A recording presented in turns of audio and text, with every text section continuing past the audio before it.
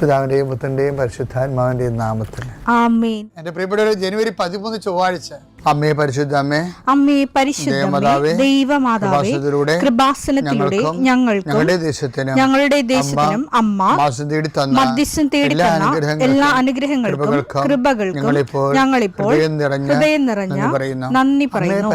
അമ്മേ പരിശുദ്ധമേ, ദൈവമാതാവേ, 2004 ഡിസംബർ 7 ഉച്ചകഴിഞ്ഞ് 2:30 കൃപാസനത്തിൽ സംഭവിച്ച അമ്മയുടെ പ്രത്യക്ഷപ്പെടലിനെ കുറിച്ച് തിരുസഭയ്ക്ക് സമർപ്പിച്ചിരിക്കുന്ന പഠനരേഖകളുടെ മേൽ സഭാത്മകമായ പഠനം ആരംഭിക്കുവാൻ ഞങ്ങൾ പ്രാർത്ഥിക്കുന്നു.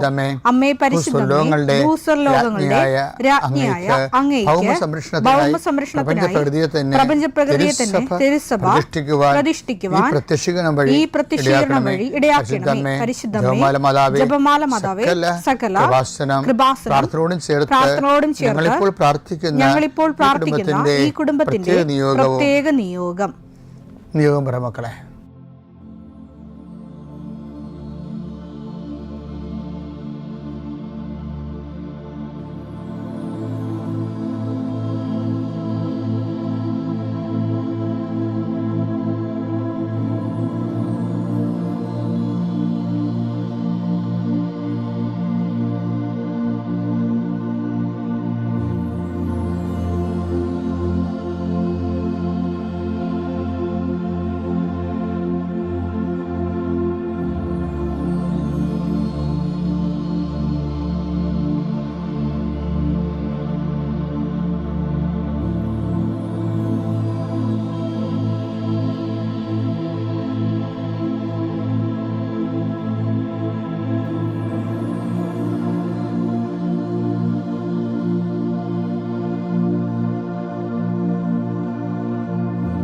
അമ്മയുടെ പ്രത്യക്ഷീകരണത്തിന്റെ ഈ അനുഗ്രഹവേളയിൽ ഞങ്ങൾക്ക് സാധിച്ചു തരുവാൻ കനിയണമേ. ആമേൻ. വിശ്വാസ പ്രമാണം.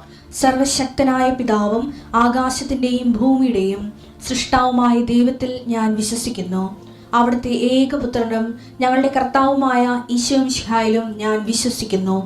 ഈ പുത്രൻ പരിശുദ്ധാത്മാവിനാൽ ഗർഭസ്ഥനായി കന്യകാമറിയത്തിൽ നിന്ന് പിറന്ന് പൊന്തിയോസ് പീലാത്തോസിന്റെ കാലത്ത് പീഡകൾ സഹിച്ച് കുരിശിൽ തറയ്ക്കപ്പെട്ട് മരിച്ച് അടക്കപ്പെട്ട് പാതാളങ്ങളിൽ ഇറങ്ങി മരിച്ചവരുടെ ഇടയിൽ നിന്ന് 3-ാം നാൾ ഉയർത്ത് സ്വർഗത്തിലേക്ക് എഴുന്നള്ളി സർവശക്തിയുള്ള പിതാവായ ദൈവത്തിന്റെ വലതുഭാഗത്തിരിക്കുന്നു. അവിടെ നിന്ന് ജീവിക്കുന്നവരെയും മരിച്ചവരെയും വിധിക്കുവാൻ വരുമെന്നും ഞാൻ വിശ്വസിക്കുന്നു. പരിശുദ്ധാത്മാവിലും ഞാൻ വിശ്വസിക്കുന്നു. വിശുദ്ധ കത്തോലിക്കാ സഭയിലും പുണ്യവാന്മാരുടെ ഐക്യത്തിലും പാപങ്ങളുടെ മോചനത്തിലും ശരീരത്തിന്റെ ഉയർപ്പിലും നിത്യമായ ജീവിതത്തിലും ഞാൻ വിശ്വസിക്കുന്നു. ആമേൻ. സുഖസ്ഥനായ ഞങ്ങളുടെ പിതാവേ, അങ്ങയുടെ നാമം പൂജിതമാകണമേ. അങ്ങയുടെ രാജ്യം വരണമേ. അങ്ങയുടെ തിരുമനസ് സ്വർഗത്തിലെ പോലെ ഭൂമിയിലും ആകണമേ. അന്നു വേണ്ടുന്ന ആഹാരം ഇന്ന് ഞങ്ങൾക്ക് തരണമേ. ഞങ്ങളോട് തെറ്റ് ചെയ്യുന്നവരോട് ഞങ്ങൾ ക്ഷമിക്കുന്നത് പോലെ ഞങ്ങളുടെ തെറ്റുകൾ ഞങ്ങളോടും ക്ഷമിക്കണമേ. ഞങ്ങളെ പ്രലോഭനത്തിൽ ഉൾപ്പെടുത്തരുതേ, തിന്മയിൽ ഞങ്ങൾ രക്ഷിക്കണമേ. ആമേൻ. നന്മ നിറഞ്ഞ മറിയമേ, സ്വസ്തി. കർത്താവ് അങ്ങയുടെ കൂടെ സ്ത്രീകളിൽ അങ്ങ് അനുഗ്രഹിക്കപ്പെട്ടവളാകുന്നു. അങ്ങയുടെ ഉദരത്തിൻ ഫലമായി ഈശോ അനുഗ്രഹിക്കപ്പെട്ടവനാകുന്നു. പരിശുദ്ധ മറിയമേ, തമ്പുരാന്റെ അമ്മേ, പാപികളായ ഞങ്ങൾക്ക് വേണ്ടി ഇപ്പോഴും ഞങ്ങളുടെ മരണസമയത്തും തമ്പുരാനോട് അപേക്ഷിക്കണമേ. ആമേൻ. കർത്താവേ, നിന്റെ ഉന്നതമായ നാമത്തിന് സ്വസ്ഥം ചെയ്യുന്നു. കർത്താവേ, നിന്റെ വിശുദ്ധ പൗരോഹിത്യത്തെ മഹത്വപ്പെടുത്തണമേ. കർത്താവേ, സഭയിലുള്ള സാന്നിധ്യം പ്രകടമാക്കണമേ. 40 വർഷം ഞാൻ അർപ്പിച്ച കൃപാന്റെ യുഗതിയാൽ കൃപാസനത്താരെ ജീവനോടെ പ്രത്യക്ഷപ്പെട്ട മാതാവിന്റെ മധ്യസ്ഥത്താൽ പിതാവിന്റെയും പുത്രന്റെയും പരിശുദ്ധാത്മാവിന്റെ നാമത്തിൽ ഞാൻ നിങ്ങളെ ആശീർവദിക്കുന്നു. ഇന്നത്തെ ദിവസം സമർപ്പിച്ച് പ്രാർത്ഥിക്കുക. കണ്ടുമുട്ടാൻ പോകുന്ന വ്യക്തികളെ മനസ്സിൽ കാണുക. ചെയ്യാൻ പോകുന്ന കാര്യങ്ങളെ മനസ്സിൽ കാണുക. ആരുടെയെങ്കിലും തരത്തിലുള്ള നീരസമോ സങ്കടമോ അല്ലെങ്കിൽ ആരെങ്കിലും ഒരു ഭയമോ എന്തെങ്കിലും വിഷയങ്ങളുണ്ടെങ്കിൽ ആ മേഖലയിലെല്ലാം പരിശുദ്ധമ്മ തൻ്റെ നീല മേലങ്കിയാൽ അങ്ങയുടെ മക്കളെ പൊതിഞ്ഞ് പിടിക്കട്ടെ എന്ന് പ്രാർത്ഥിക്കുന്ന ഇന്നത്തെ എല്ലാ ഉത്തരവാദിത്തങ്ങളും നിറവേറ്റിക്കൊണ്ട് നിങ്ങൾ രാത്രി തിരിച്ചു വരുമ്പോഴേ സമാധാനം നിങ്ങളുടെ ഹൃദയത്തിൽ ഉണ്ടാകാൻ ഇടയാക്കട്ടെ എന്ന് പ്രാർത്ഥിക്കുന്നു. നിത്യം പിതാവും പുത്രനും പരിശുദ്ധാത്മാവ് നയിക്കുവാമേ. ആമേൻ. എൻ്റെ പ്രിയപ്പെട്ടവരെ, വളരെ ഉന്നതമായ മേഖലകളിലൊക്കെ വരുന്ന ഏറ്റവും പൈശാചികമായ നിലപാടാണ് ഈ ഡിപ്ലോമാറ്റിക് സൈലൻസ് എന്ന് പറയും. നയതന്ത്രപരമായ നിശബ്ദത എന്ന് പറയും. വെച്ചാൽ അത് തെറ്റാണെന്ന് പറഞ്ഞാൽ മറ്റവരുടെ മുമ്പിൽ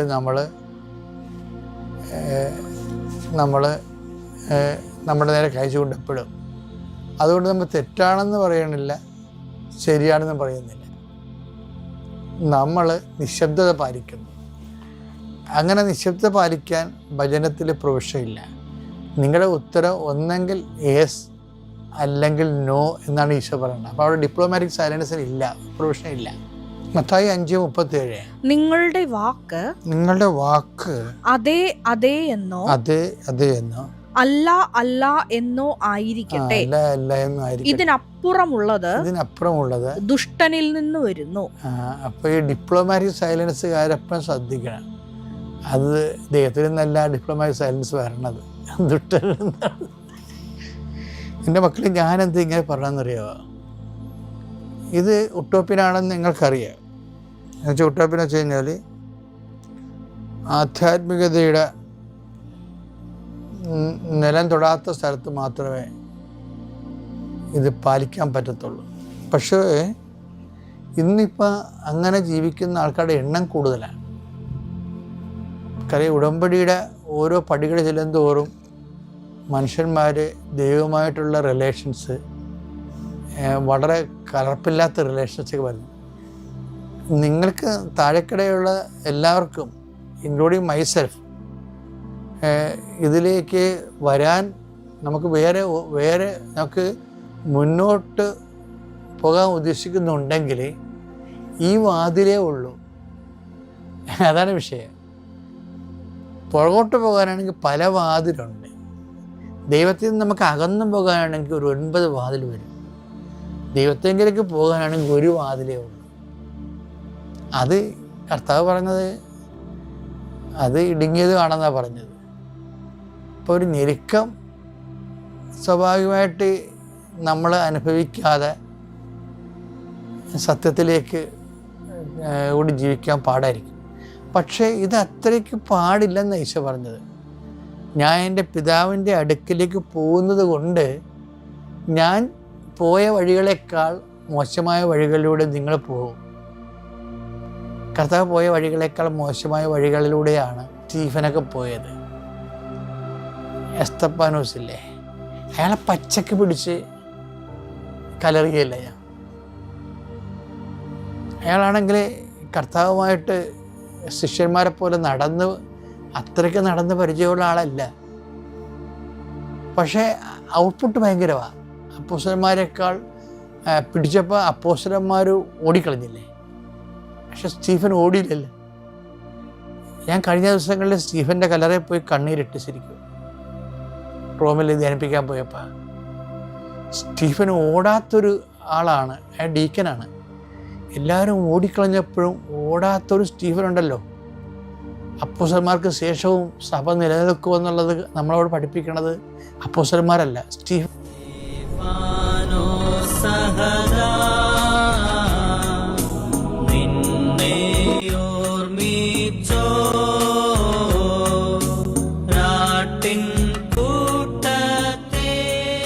സഭയെക്കുറിച്ചുള്ള രഹസ്യങ്ങൾ നിങ്ങൾ എൻ്റെ മക്കൾ അഭിമാനം കൊള്ളാമെന്ന് പൗലോസ് പറഞ്ഞത് ഇങ്ങനെയാണ്. കാര്യം പൗലോസാണല്ലോ സ്റ്റീഫൻ്റെ സ്പോൺസർ. സ്റ്റീഫൻ്റെ ഈ നിലപാട് കണ്ടത് സൗളല്ലേ. അയാൾ സ്റ്റീഫനെ കണ്ടിച്ചാണ് പറയണത് നമ്മുടെ മതത്തിൻ്റെ രഹസ്യങ്ങൾ മനോഹരമാണ്. അത് സ്റ്റീഫനാണല്ലോ എൻ്റെ മതത്തിൻ്റെ രഹസ്യം. തിമോത്തി 3:16 നമ്മുടെ മതത്തിൻ്റെ രഹസ്യം ശ്രേഷ്ഠമാണെന്ന് ഞങ്ങൾ പ്രഖ്യാപിക്കുന്നു. എങ്ങനെ പ്രഖ്യാപിച്ചതാണത്? സ്റ്റീഫനെ കണ്ടിട്ട് പ്രഖ്യാപിച്ചതാണ്. സ്റ്റീഫനെ കണ്ടല്ലേ ഇങ്ങനെ മറിയണത്. ശരിക്കും ഒരു പക്കാ കൊലപാതകി മറിഞ്ഞ് സാവൂള് സെൻറ്റ് പോളായിട്ട് മാറുന്ന ഒരു കറക്കമുണ്ട്. ആ സ്റ്റീഫൻ കറക്കിക്കളഞ്ഞ മനുഷ്യനെ. അതാണ് സ്റ്റീഫൻ്റെ മതമാണ് ഇയാളുടെ മനസ്സിരിക്കുന്ന മതം. He has not never seen Jesus. ഒരിക്കലും ജീസസിനെ കണ്ടിട്ടില്ല. ജീസസിനെ സ്റ്റീഫനെ കണ്ടോ എന്ന് നമുക്കറിയത്തില്ല. ചെറിയൊരു പാരമ്പര്യം അങ്ങനെ ഉണ്ടെന്നേ ഉള്ളൂ. പക്ഷേ സുവിശേഷ ജീവിതം, 10,000ങ്ങളുടെ സുവിശേഷ ജീവിതം കണ്ട ഒരു മനുഷ്യനാണ്. ഈ മനോഹരമാണ് മതത്തിൻ്റെ രഹസ്യമെന്ന് പൗലോസിനെ കൊണ്ട് പറയിപ്പിക്കാൻ വേണ്ടി പ്രേരണയായത്. എപ്പോഴും ഓർക്കണം, ഇങ്ങനെ ഒരു വിശ്വാസത്തിലേക്ക് വരാൻ കഴിഞ്ഞതിലെ ദൈവത്തോട് നന്ദി പറയണം. Praise the Lord.